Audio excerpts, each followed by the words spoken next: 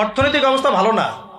আস্তে আস্তে বিশ্বের মধ্যে ভয়াবহ অর্থনৈতিক সংকট দেখা দিবে এবং এই সংকটটা ফেস করবে মূলত এই মধ্যবিত্ত শ্রেণী আর নিম্ন মধ্যবিত্ত শ্রেণী। খুব ধনী দেশের কোনো সমস্যা হবে না, যারা মিডল ক্লাস কান্ট্রি বা আরেকটু নিচু মানের কান্ট্রি অর্থনৈতিক দিক থেকে, এদের সামনে ভয়াবহ একটা অবস্থা ফেস করতে হবে। সময় যাইতে দেন, আস্তে আস্তে সব স্পষ্ট হয়ে যাবে, আপনারাই বুঝতে পারবেন। অলরেডি গরিব মানুষ হাহাকার করা শুরু করেছে, হাহাকার করা শুরু করেছে। বড় লোকের তো কোনো সমস্যা নাই, গ্যাস তেল চাল ডাল সবকিছুর দামও যদি বাড়ে, বড় লোকের কোনো সমস্যা আছে?